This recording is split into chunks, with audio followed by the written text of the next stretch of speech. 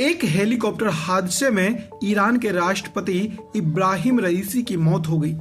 Helicopter में और भी कई सदस्य थे जिनकी मौत हो गई है। मरने वालों की लिस्ट में रईसी के विदेश मंत्री हुसैन अमीर अब्दुल्लाहियान भी शामिल है। रईसी साल 2021 में ईरान के राष्ट्रपति बने थे। रईसी से पहले ईरान के राष्ट्रपति हसन रूहानी थे। साल 2021 में रूहानी की हार हुई और रईसी को ईरान की गद्दी मिली। ऐसा कहा जाता है कि रईसी को ईरान के सुप्रीम लीडर का समर्थन भी हासिल था। खैर, साल 2021 में ईरान में हुए राष्ट्रपति चुनाव काफी विवादों भरा रहा।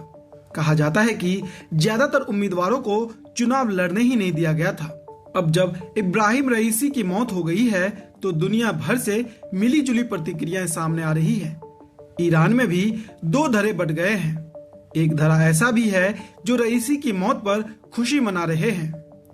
दरअसल रईसी कट्टरपंथी मौलवी थे जिन्होंने अपने कार्यकाल में महिलाओं के लिए सख्त ड्रेस कोड और हिजाब को जरूरी कर दिया था। पिछले साल 22 साल की महसा अमीनी की मौत के बाद पूरे ईरान में जबरदस्त प्रदर्शन हुए थे। बता दें कि राजनीति में आने से पहले रईसी एक वकील और बाद में जज भी बने।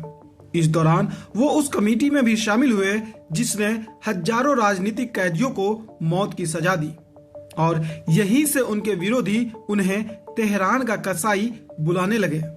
आइए आपको उस कमेटी के बारे में बता रहे हैं जिसे दुनिया के कई हिस्सों में डेथ कमेटी के नाम से जाना जाता है। ईरान की इस्लामिक क्रांति को लगभग एक दशक होने को था। इसी दौरान जुलाई 1988 में ईरान के तब के supreme leader Ayatollah Ruhollah Khamenei ने एक सीक्रेट ऑर्डर पास किया। इसे फतवा भी कहा जाता है।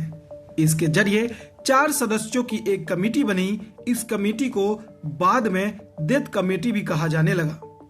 इस सीक्रेट आदेश में रुहुल्लाह खामनेई ने पीपुल्स मुजाहिदीन ऑफ ईरान के समर्थकों को मुहरेब यानी अल्लाह के खिलाफ युद्ध छेड़ने वाले और कम्युनिस्टों को मुर्दत यानी इस्लाम को त्यागने का दोषी माना और उन्हें मौत की सजा देने का निर्देश दिया।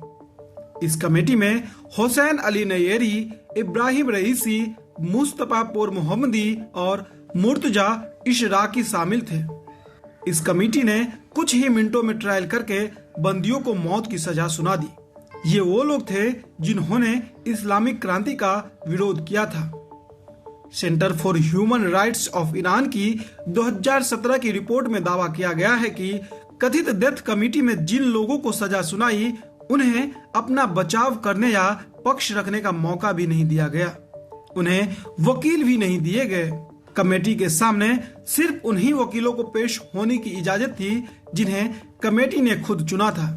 ऐसे में सवाल उठता है कि कितने लोग मारे गए थे, तो इसको लेकर कोई आधिकारिक या ठोस आंकड़ा नहीं है। अलग अलग अनुमानों के हिसाब से इस कमेटी ने 2500 से लेकर 30,000 लोगों तक को मौत की सजा दी थी। ह्यूमन राइट्स वॉच की रिपोर्ट के मुताबिक 1988 में ईरान में 2800 से 5000 राजनीतिक बंदियों को मौत की सजा सुनाई गई थी।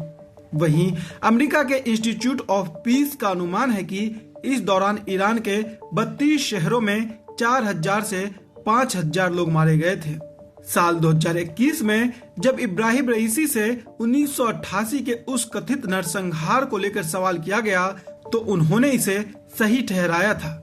उन्होंने कहा था, अगर एक जज और एक वकील लोगों की सुरक्षा का ख्याल रखते हैं तो उनकी तारीफ की जानी चाहिए।